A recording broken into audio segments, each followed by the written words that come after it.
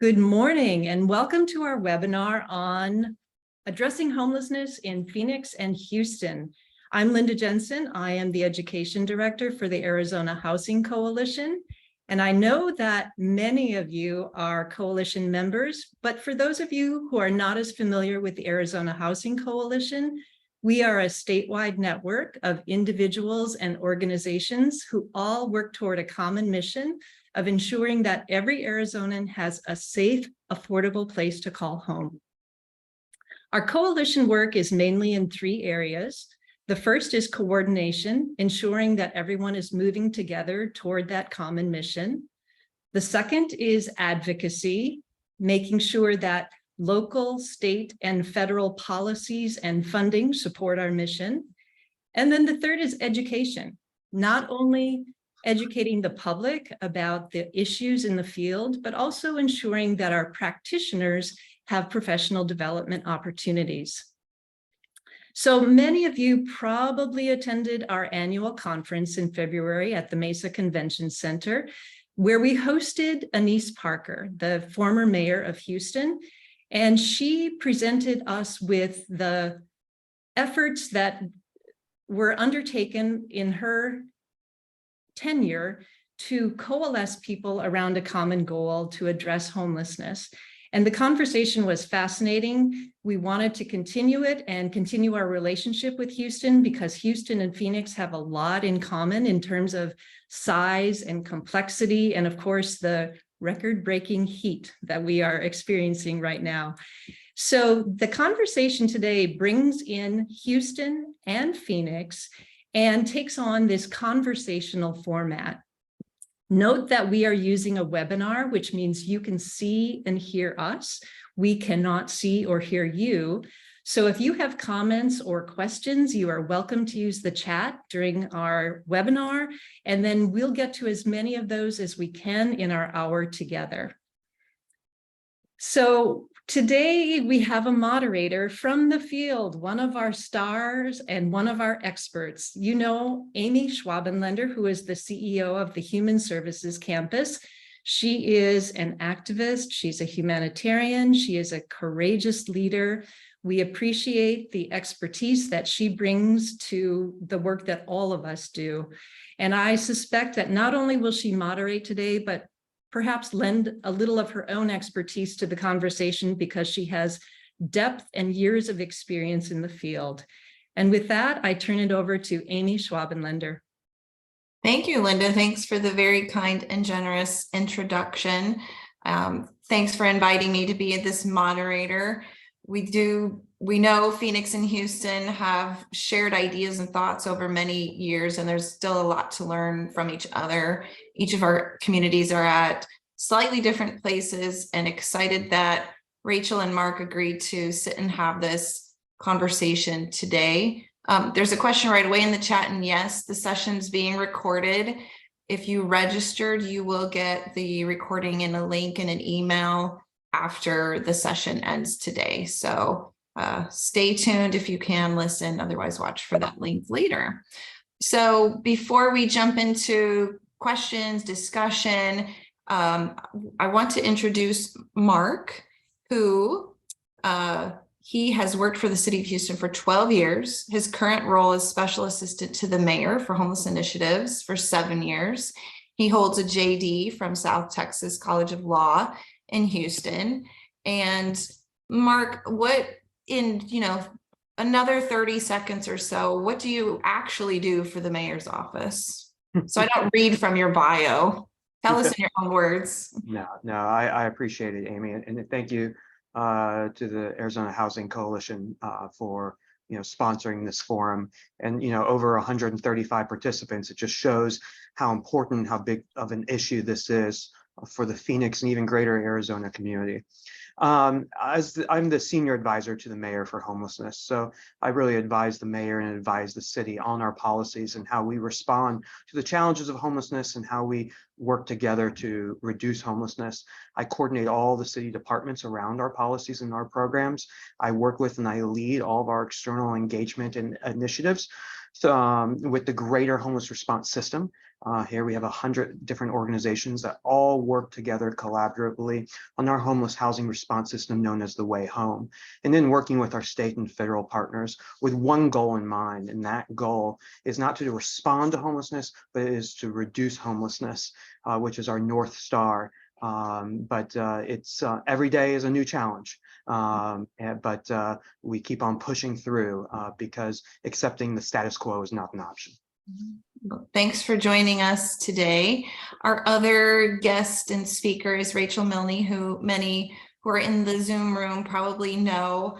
I've had the opportunity, the pleasure to work with Rachel for quite a while in her variety of roles, my several roles, and today she joins us as the lead of the first ever Office of Homeless Solutions in the city of Phoenix, doing all sorts of new things to move the needle on addressing and ending homelessness. So Rachel, maybe again, in your own words, what does the Office of Homeless Solutions do?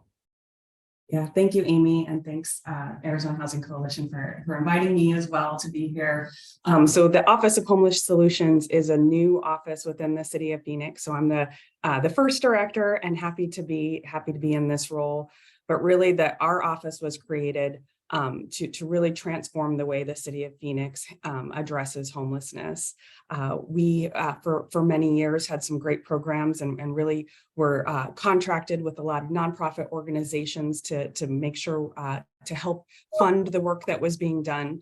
But the city's really made a decision to move forward with a more direct, hands-on approach.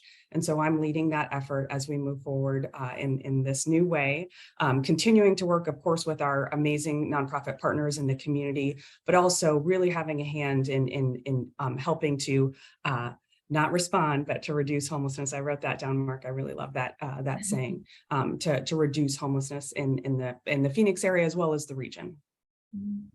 Well, congratulations, Rachel, on being the first director of that office and bringing your experience from Maricopa County and the variety of things that you've led in the community. To jump into the conversation, our first question for each of you is to describe the current situation. So, Mark, what does homelessness look like in Houston, and what are your current, top challenges in addressing homelessness? Thank you, Amy. I think I got to start with a disclaimer, and that is that when we said we were spending tens of millions of dollars responding to homelessness, and all we had was anecdotal stories of success. And as a community, we came together and said, we got to do better. We got to really work on what's going to move the needle in actually getting reductions of homelessness.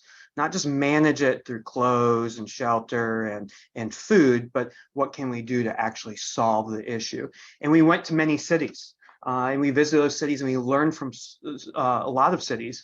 And now we're paying it forward. I've gotten to work with over 70 different cities. And in fact, the mayors of LA and Chicago are going to be here tomorrow. And so, I think the big thing we learn is that we're always looking for what we can learn from each other, but it can't just be carbon copied. We have to take the lessons, modify them, and tailor them to fit the specific needs of our own local jurisdictions.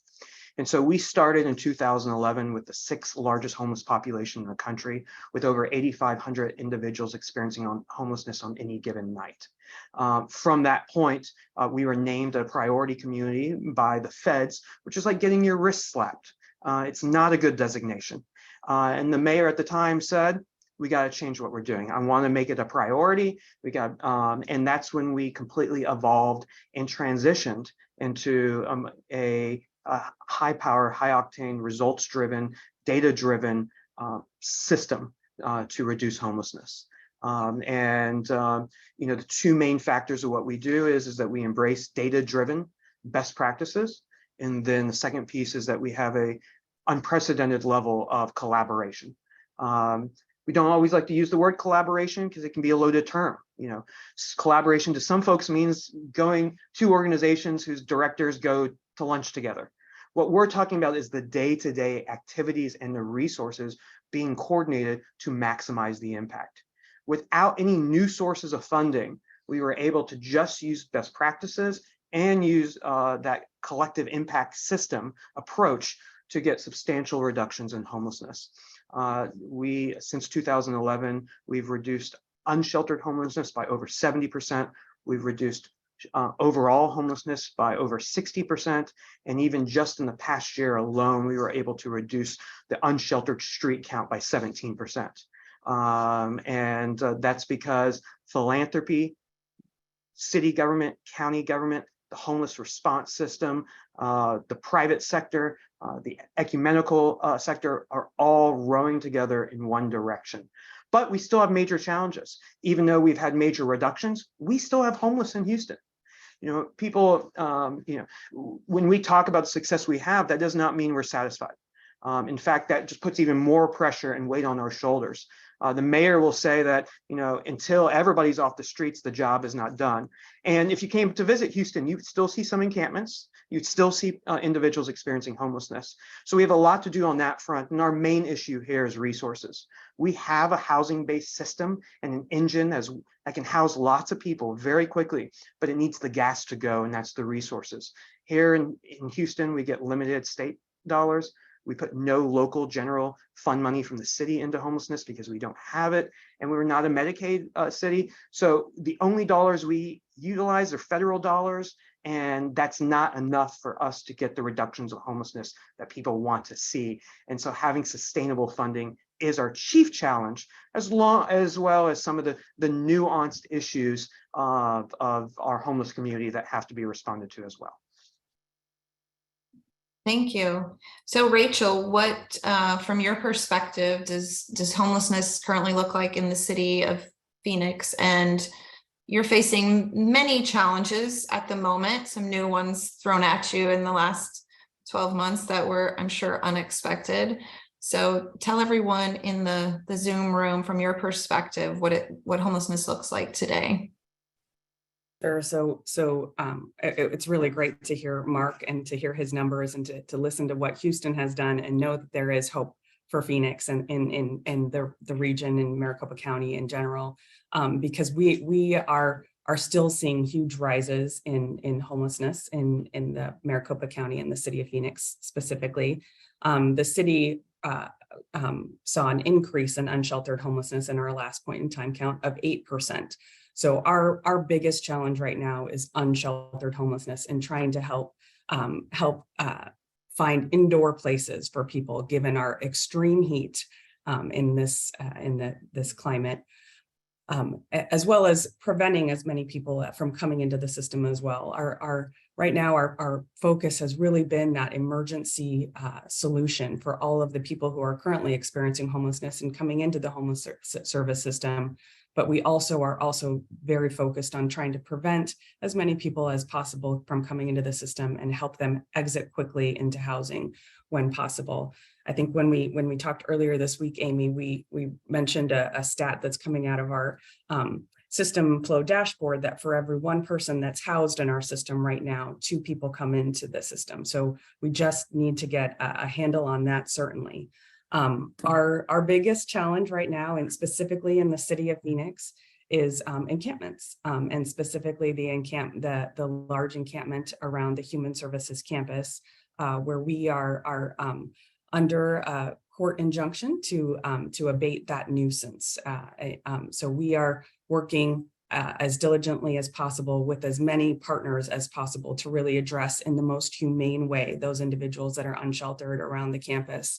And so really trying to be intentional and working with our partners and you, Amy, and your staff at the campus, as well as many other partners to meet that court order and that injunction to abate that nuisance, but also do what's right for those individuals and not just sort of disperse them out into the community or other areas of the city. So really having an intentional look on that and standing up as many indoor locations so we have places for those people to go with the proper services necessary to help end their homelessness, not just put them in a different place. Great, thank you. And yes, we appreciate the partnership and the intentionality that you bring in the work to make sure that the voice of providers are heard, the voice of clients are heard, because it really does take all of us working together.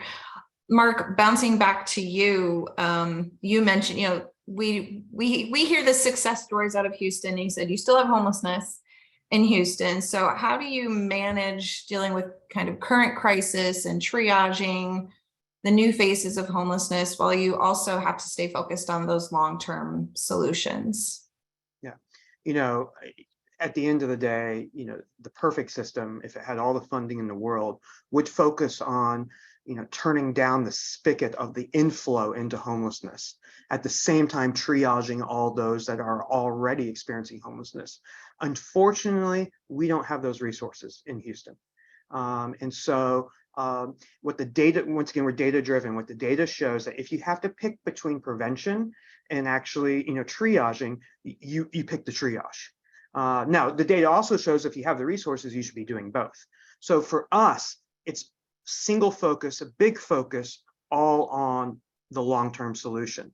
And so you have to, this is what Rachel is talking about. You have to house more people every month out of homelessness than are falling into homelessness. So that means you really have to focus on taking your housing to scale. So it can have a major impact and move that needle and get not only the visible perceived reductions, but also move the needle in the data that shows major reductions in unsheltered. So even during COVID, we use this as an opportunity to use federal funds to permanently house folks, which got folks out of harm's way immediately, but had long-term benefits. The way we're responding to encampments is this very similar fashion, but we're using housing to put folks to. And the very simple reason to that is that it costs twice as much money to use intermediate solutions. So you put folks into short-term, intermediate, temporary places, but those are temporary. So then you have to spend money again to get the person out of there into something more permanent. What if you just take both of those resources and just put it in the permanent solution? And so that's what we're really trying to do here. And we have buy-in from all of our homeless agencies because we're utilizing housing. And then we don't have to worry about getting them out the temporary location. We don't have to worry about high recidivism rates back onto the streets. We're not having to battle folks on the streets who don't want to move, because when we offer housing with wraparound services, the vast majority of people say, yes, please, of course. And it makes it a very smooth transition. Here in Houston, we have decommissioned over 90 encampments containing over 600 inhabitants, with 90% of the folks going into housing. And I think Rachel's has some great stats from the work they're doing, and that's because to decommission encampments in an effective way, it does take a lot of time and effort that the public may not see, and it has to be a very thoughtful, purpose-driven decommissioning to prevent displacing folks. And why do we care about displacing folks? Because we'll just displace them onto the next street, where they'll have to waste resources again in responding, and the cycle never ends. Or we displace folks further into neighborhoods, which nobody wants. How can we actually get folks off the streets? And we're not looking at housing with services because it's in some progressive or liberal playbook and it says that's what we should do. Once again, we're data driven. We merely just look at the data. Give me another solution and give me the data to that, and we will always judge it. And the best tool out there is the housing, and it is the services to keep the folks housed. We do it not because it's the most compassionate, we do it because it's the most effective solution, which just so happens to be the most compassionate. Thank you. So Rachel, same question for you. And we know you mentioned the court injunction. You have these very high priority things that you and your team have to deal with. So and maybe talk a little bit how you've built this team in the new Office of Homeless Solutions, and how with your team you can strategize and triage, deal with current crisis, and keep an eye on the long-term goal and strategies. Sure, yeah. And listening to Mark, I'm sort of thinking about the one area that Phoenix really is making some specific progress in is the resource. Of course, we have a lot of one-time funding from the pandemic that has been able to help us build a lot of things, a lot of permanent things that will be in our community for quite some time. But our city, as well as many of the cities we work with, are now investing a lot of their own general funds into these efforts. And the state has really come to the table with mega dollars. So that's one area where we're really happy to be in that situation. But then, Amy, to go to your specific question about the team, yes, our team too is 100% general funded as well. So it really just shows the city's commitment to what we're doing and growing this really direct service delivery and hands-on approach. When I started a year ago, I was the 9th member of this team. We now have 29 members of the team, and the vast majority of those new folks are actually people who are out in the community. We call them homeless liaisons. We have 9 homeless liaisons in the community, and their whole position focus is really working with neighborhoods, working with people who are currently in encampments with our nonprofit partners to help solve for those efforts. So I know I mentioned our largest encampment down around the campus, but those liaisons work citywide, where we have much smaller on a smaller scale encampments, but they pop up everywhere. So some of the big things they've helped us do over the past year, including our work around the campus, is last year we partnered with many of the cities in the community and SRP to move forward to not allow people to camp on canals any longer. It formerly was allowable. So our liaisons work to make sure every single person on those canals was offered indoor places and connected with service providers. We also have a large challenge with alleys in our community.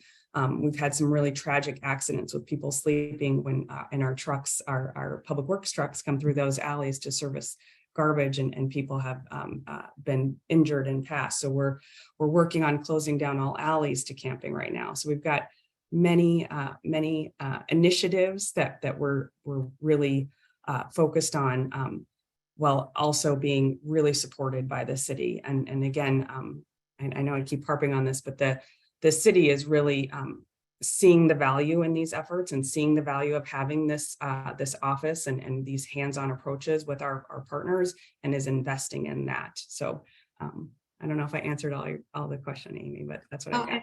Yeah, it's all good. You've both brought up encampments, and Mark, when we had a prep call, I thought you describing Houston's approach is, it's interesting. Again, can we in Phoenix and all across Arizona learn from the Houston approach to addressing encampments? So would you mind sharing with 166 people of Houston's approach? Sure. I think we can all agree that having people camping on the sides of our roads and our sidewalks, that we shouldn't be okay with that. We can do better as society. And the question is, but how do we respond? And that's where most people differ on. In Houston, we're holistically decommissioning encampments through housing. And so we have, in a lot of places in the country, folks assume that encampments are because of an increase in homelessness. But in Houston, we had the rise of encampments at the same time, and we had some of the lowest levels of our street population. So it's really a phenomenon that has spread from coast to coast. And I think we all know that a thin layer of plastic or mylar is not going to protect folks from the heat, extreme heat, or the extreme cold, or even hurricanes here. We romanticize it sometimes too much. It's not a home, and we shouldn't accept it being a home. We can do better. But it can lead to, if you walk through the encampments, we care about the health and safety of the individuals living in the encampments. And, once you walk through it and you see the women with black eyes, and you hear what's happening, and you see some of the bad stuff and the conditions folks are living in, and it's happening on public property in a lot of cases, enough is enough, and we have to respond. The way Houston responds is that we have integrated our homeless housing efforts and system into the city's approach to decommission encampments. And so navigators to the public, folks see an encampment completely gone in just a matter of days. But the reality is that it takes 2 to 8 weeks of prep work They're not seeing the outreach teams. They're not seeing the housing navigators out there who are doing all the housing assessments and gathering all the paperwork that has to be done and referring folks to the housing. And then comes that week of the actual decommissioning, and notices are given to everybody, but everybody knows because they've been working with the outreach teams. And then folks are, working, case managers are on sites and they're put on buses and they're taken directly to their housing units or to our housing navigation center to be housed for their permanent placement.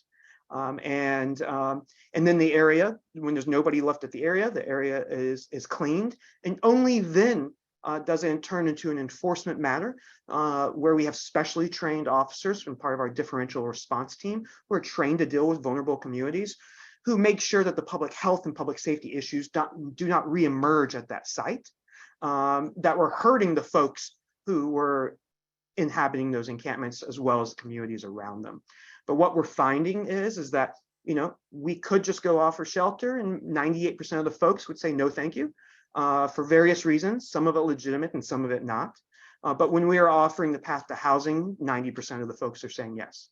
And so it's been a great way to holistically respond. We're offering the gold standard of housing. It's prevent us from having, people stand their ground and fights breaking out between activists on both sides, which isn't productive or helpful to anybody. And at the end of the day, it's compassionate and it's effective of policy. But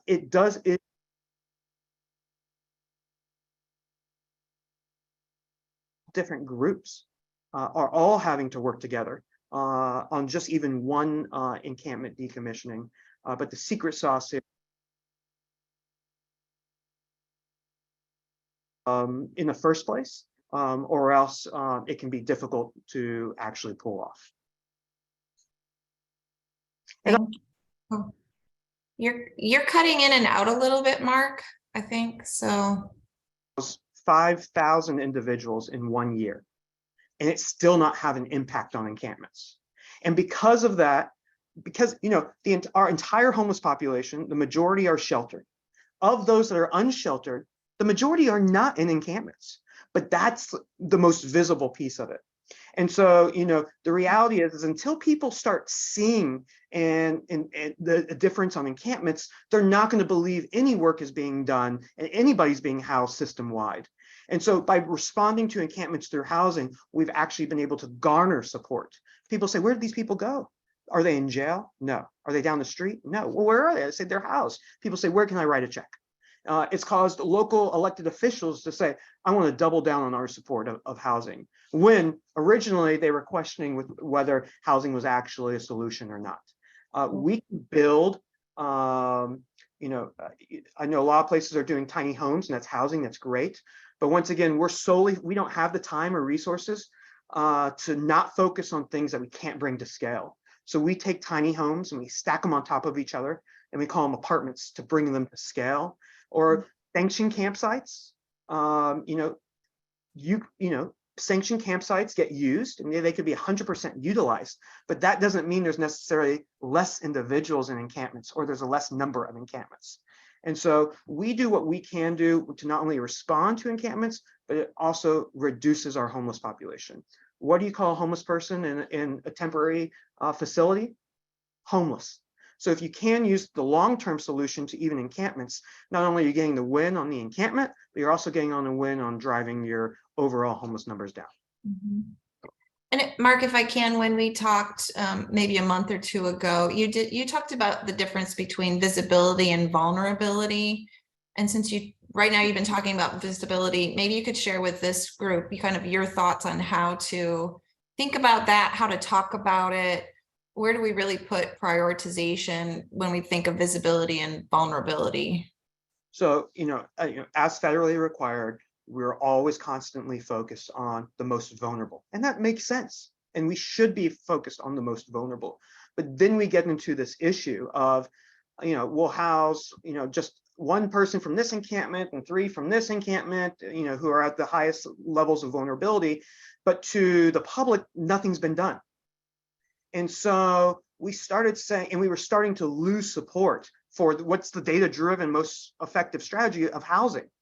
And so we said, let's also here focus on those that are most visible as well.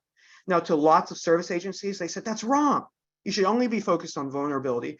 But what we had a discussion that we were losing support for the data-driven best practice of housing unless we can show that that we can focus on some of these really visible hotspots and show that we can move the needle on those hotspots. What will happen is if we cannot respond to that as a community, then elected officials who are feeling pressure to do something will divert resources away from best practices and instead will chase, political theories masquerading as solutions that we know will ultimately not be effective. So we don't have to choose between visibility and vulnerability. We can do both at the same time. One example of that is we didn't want to cannibalize our outreach teams and just have them focus on encampments.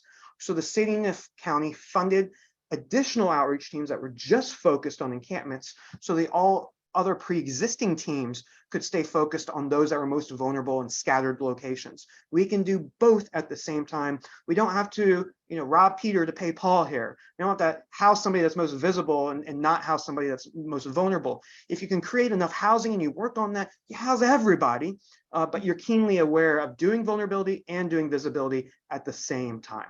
Mm-hmm. Thank you. Thanks for that. And I might steal political fairies and I talk in future places. Rachel, you and your team have spent a lot of time thinking about approaches to encampments. Again, you're being kind of told to do some things through the courts system. For everyone on this call, though, if you could describe the City of Phoenix approach to encampments. And there's been a couple of questions in the chat about, where are people going when they're asked to move? So if you could describe that process of shelter and housing solutions, that would be great. Sure. Yeah. So specifically in the efforts that we have around the campus, we're taking as I mentioned, a really intentional approach. We call it a block by block approach, where we focus our efforts on the 40 to 50 people on that specific block in order to make sure that we're offering everyone on that block an indoor place to go. So what that looks like is 2 weeks prior to an effort, we let everyone on the block know that this is coming.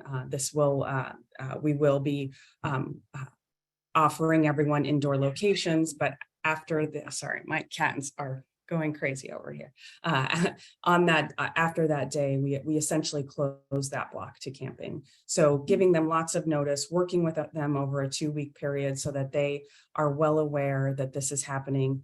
And then on that specific day, we close down the street. We get a permit and close down the street. My team, as well as Human Service Campus employees, CBI, and many other, that's Community Bridges Inc., and many other partners within the community are present actually on that block to help all of those individuals pack up their stuff, offer them indoor locations, sometimes diverting them back to family, offering treatment, offering shelter options, and then providing them that on-site transportation right then and there. The great thing too is since we have 2 weeks, we really are able to coordinate with all of our partners to know what we have available currently in the system. And as well as we've brought on a lot of things at the City of Phoenix itself. So we know exactly what we've got, and then we're able to offer diverse locations for people, not just one single shelter bed, but a number of locations. Sometimes we'll even offer to have them come with us and go check it out and see if it will be the right location for them. So far, we've had some really great success in those efforts. We've worked with 184 individuals in the five blocks that we've worked with so far, and 147 of those individuals have gone to indoor locations, so have accepted what we're offering on those days. So that's an 80% acceptance rate, and we're really pleased with that number, especially given the heat.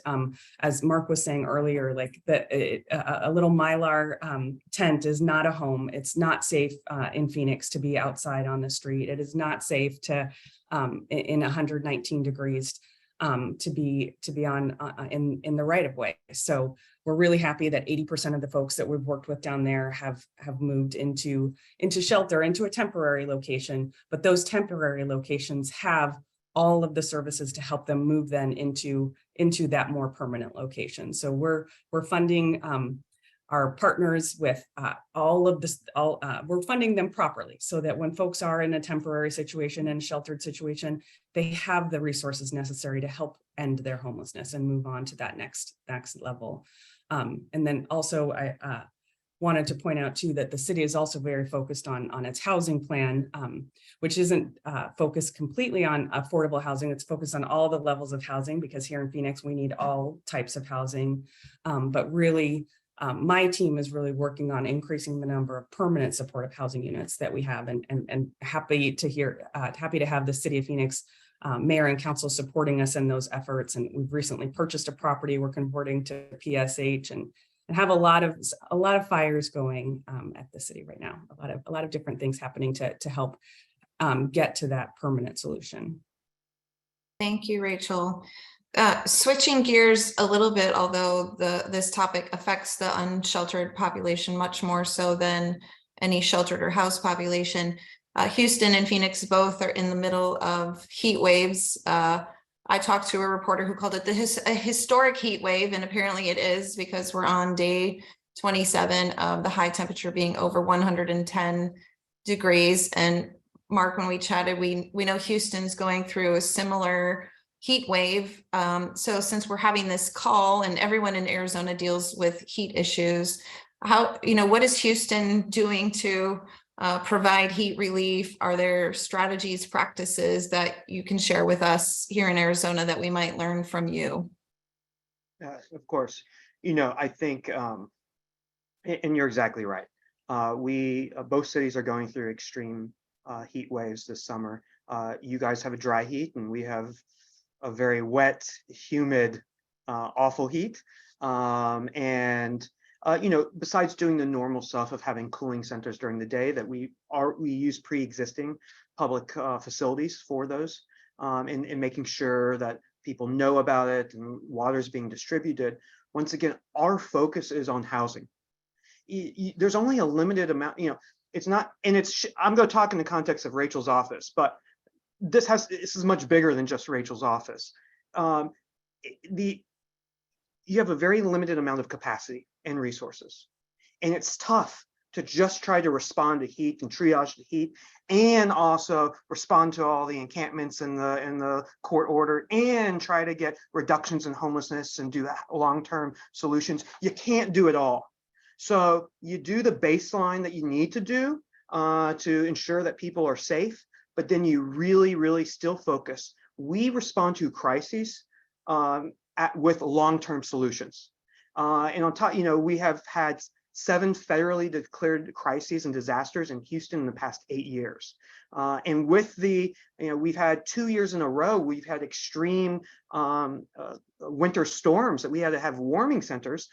In the past 8 years before that, it only happened once. And now we have in consecutive years, and we have hurricanes that feel like they come every other year. And so it's all about creating a more resilient city. And so it's all about housing.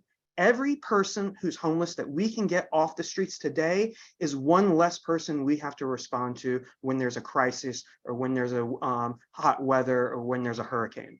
And so that's why we're so focused.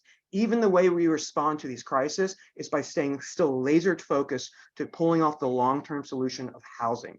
If we can house 1,000 people on our streets, we're more resilient. We don't have to run around like a chicken with our head cut off during a crisis and just trying to manage that.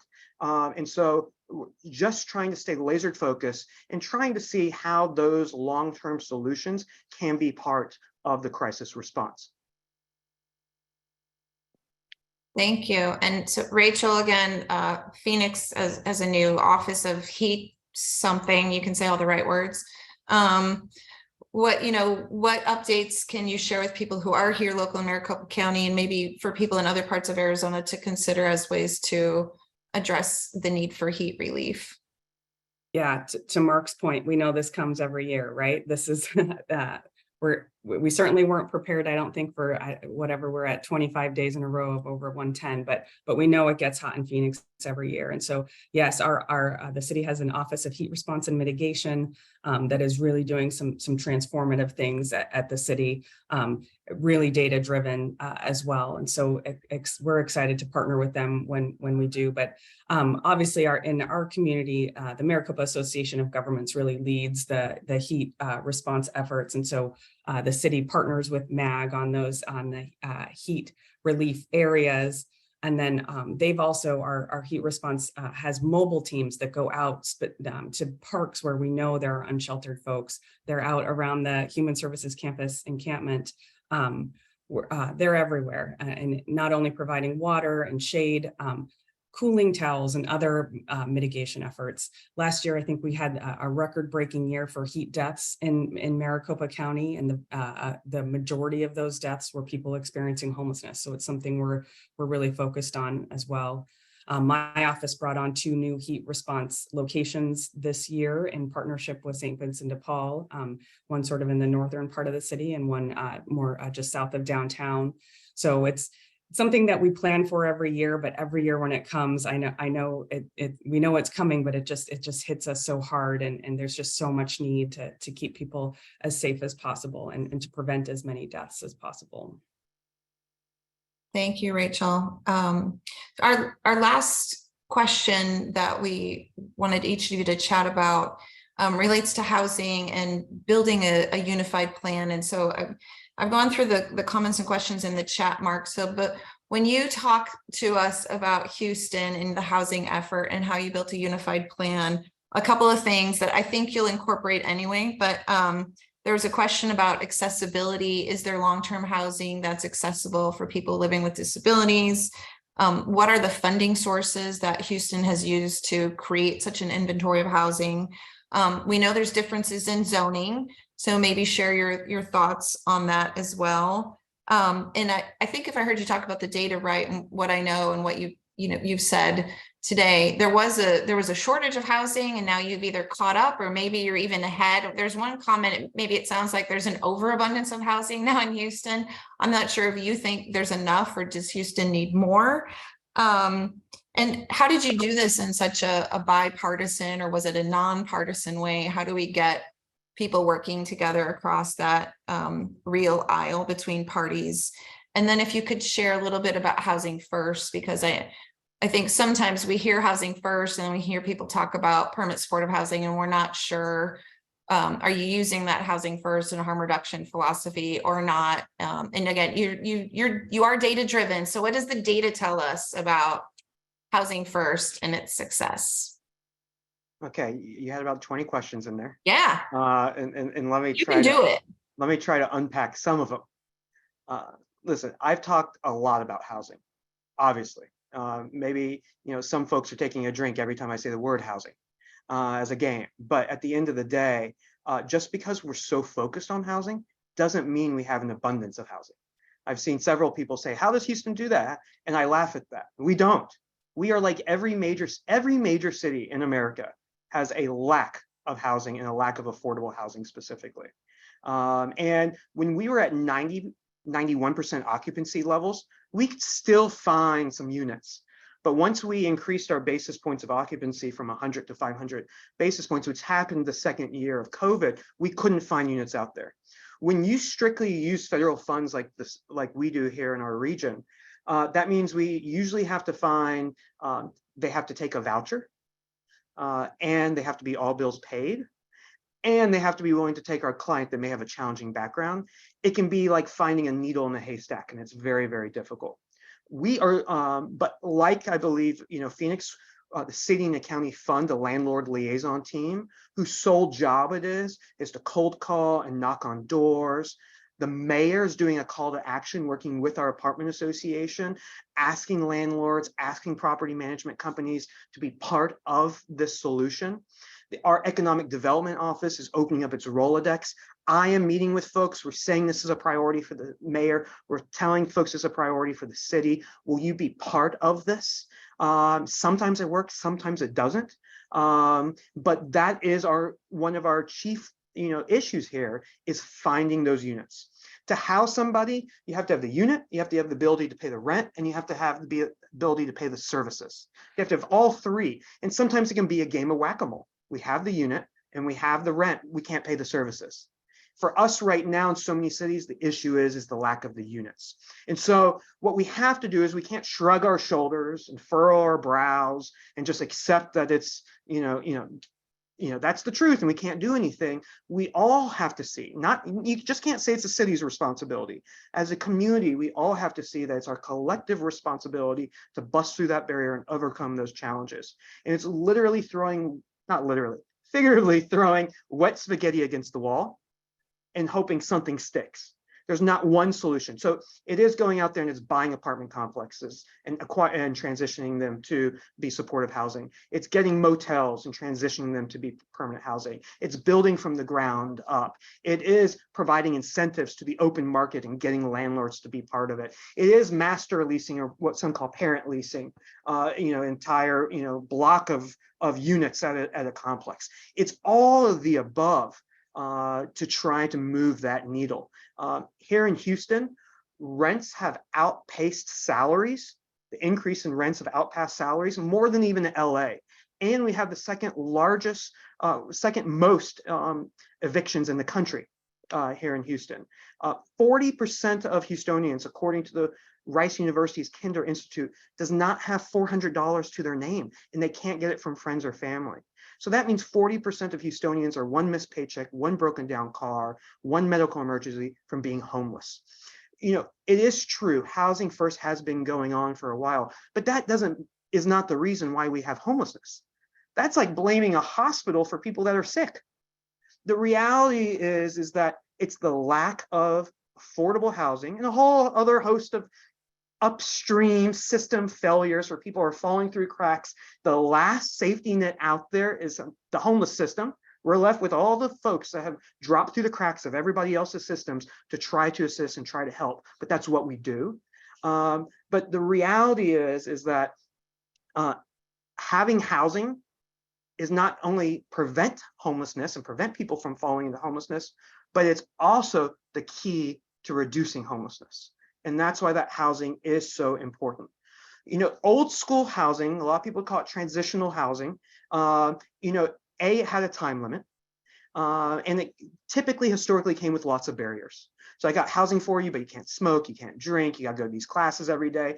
And to somebody who's been on the streets for a long time, forget it, I'll just stay on the streets. And then they would graduate, and at the end, they would leave the program after 12 or 18 months per se, and they would be back on the streets, trying to find a magical landlord to lease to them with their challenging background, which may have been the reason why they were homeless in the first place. What Housing First says is the very first thing we do is we offer housing to folks with no strings attached. That's why 90% of the people say yes. And then we provide support services. So it's a fallacy that we're taking somebody just off the streets, putting them in an apartment complex, waving goodbye and walking away. They all have case managers that meet with them on a regular basis, and they all get services tailored to their needs. The services is what keeps the person housed, and the housing is what makes the services effective. Providing services to people on the streets, highly cost prohibitive. Most of those service providers are spending all their time traversing the 600 square miles of the city of Houston, trying to find their clients. The clients are more focused on surviving that night and where they're going to eat and where they're going to sleep than engaging in those services. But when they do have a safe and stable location to reside in, the services end up being really effective. And so the services depend on the housing, and the housing depends on that services. Our success rate at 90% stay housed more than 2 years or longer. So it's not just the initial placement, it's 2 years or longer. Why do we look at 2 years? Because that's what HUD looks at, and that's why we come up with that number. But at the end of the day, you have your overall population. The vast majority, about a lot of cities, and Rachel can probably provide the details, about 25% of a lot of cities is what we call chronically homeless. The most vulnerable individuals, been on the streets for a long time, and they have a disabling condition. It could be something physical, it could be mental, it could be substance abuse related. Those individuals, the type of permanent housing is called permanent supportive housing. These are typically your non-able-bodied individuals. These are your frequent flyers, your high-cost utilizers. And for those folks It's a long-term rental service subsidy, and it's a high level of services. But for the rest of your homeless population, a lot of times it's around 75%, give or take the jurisdiction, it's short-term, or what we call episodically homeless, those that go in and out of homelessness. They get a type of permanent housing called rapid rehousing, and that's short-term. So it could be anywhere from 6 months to 2 years. And they just don't get cut off cold turkey. Once the assistance starts decreasing, their personal responsibility increases, and it's all managed by their case manager. These individuals don't need the long-term. Most of these individuals are able-bodied, and they don't need the high level of support services. It's called permanent housing, even though it's not. I hate the term. It's a misnomer. It's like a global warming, and they're like, well, we have the coldest winter ever, so there's no such thing as global warming. It's kind of not the best term to use. It's called, even our short-term assistance is called permanent housing because the clients are signing their own lease. So even when they're done with our program, they still have a place to stay because they're signing their own lease. And it's all built on, big tenet of Housing First is that we're not forcing people, and even the services are voluntary. Now, once again, are we doing that because we have bleeding hearts? No, we're doing that because it's what's most effective. When the client feels, and they're made to feel like it's their own volition, even though we're heavily steering them, when they feel like it's own volition, it ends up being much more successful. More people go into housing, more people stay in the housing, and even more, when we found even making the services voluntary, more people actually engaged in the services, and the services ended up being more impactful.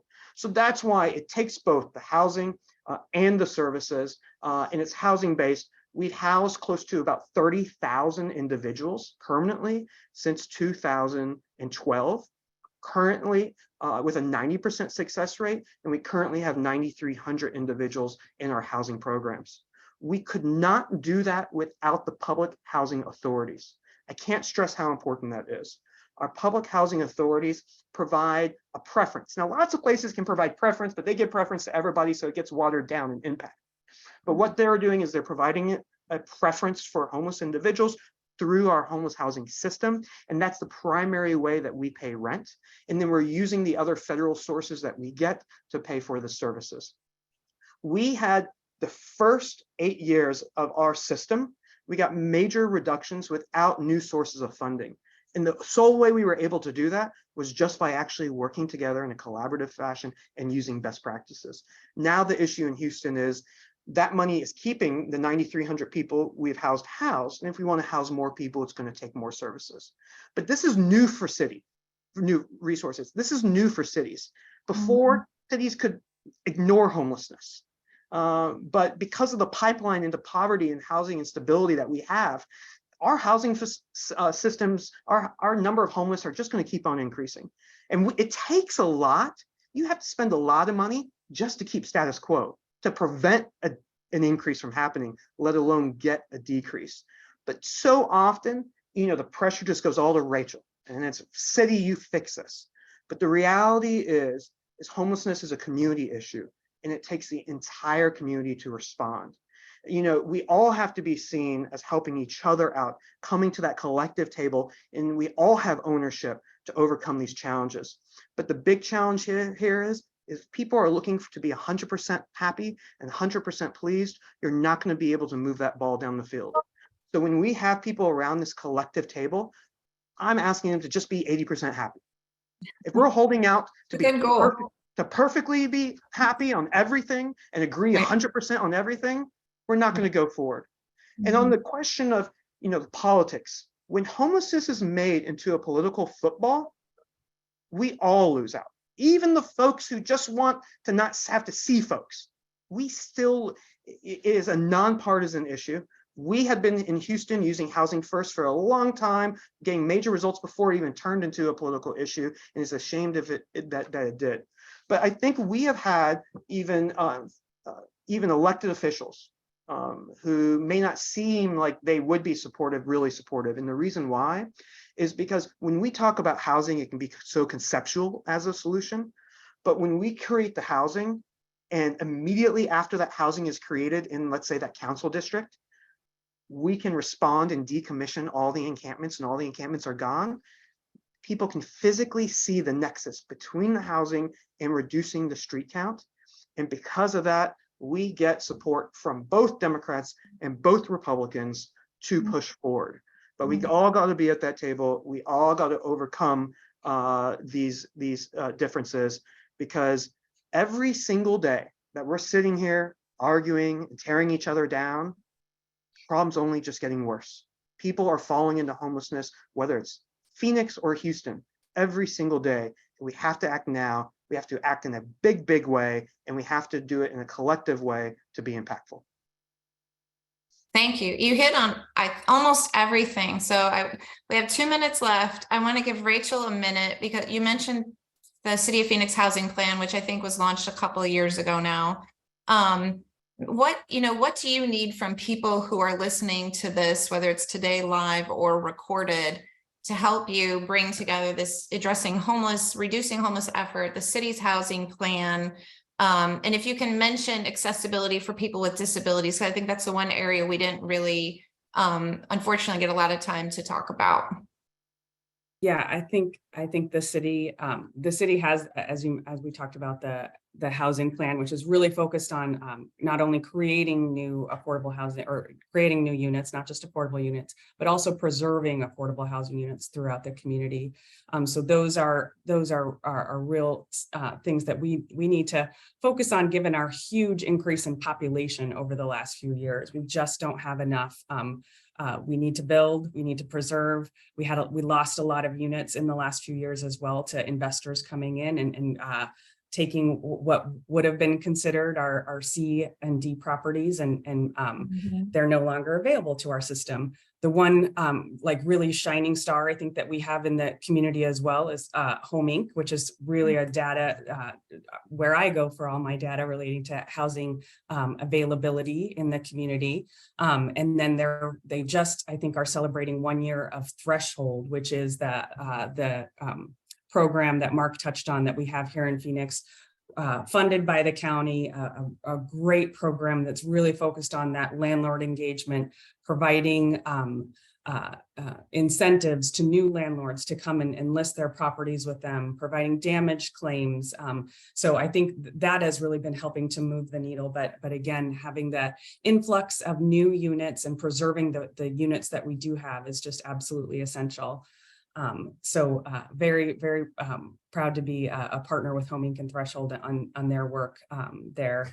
And I do think that they list their units by accessibility as well, so that they're constantly looking to list more units that are accessible, because we know that we need more accessible units in the community too. I mentioned that the city just invested in a hotel conversion that we're working towards for permanent supportive housing, and it's some of these smaller hotels only had 2 or 3 accessible units, but that's something that we as a city are really focused on as well. We know the population we're trying to serve, 2 or 3 accessible units and 100 room complex is not going to be enough. So increasing those numbers is essential for us. Thanks, Rachel. We're at the end of our time, so I understand if people have to jump off. A couple of closing thoughts, comments. One, for me, reading the book Homelessness is a Housing Problem by Greg Colburn was very educational, helped me have data and understanding that I felt in my gut was true, that it's a housing market problem that we have to address. In Phoenix, we're at a point in time where we're not like Portland, San Francisco, Los Angeles yet.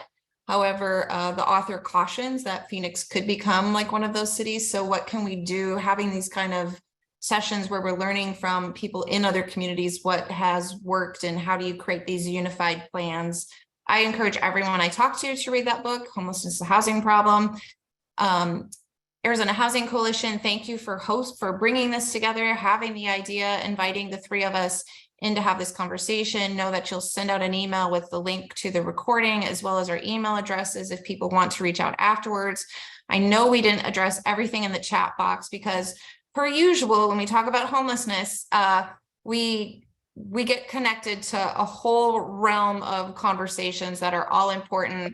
Maybe Linda will give you some ideas for future sessions and topics of conversation. Mark, thanks for participating all the way from Houston, Texas. And appreciate you sharing your perspectives, your knowledge, your experience. It's always helpful to hear from people who aren't baked into our community. And Rachel, of course, my lovely friend, thanks for doing the hard work at the City of Phoenix and leading the charge over there and joining us today. Thanks for having me. That's a wrap.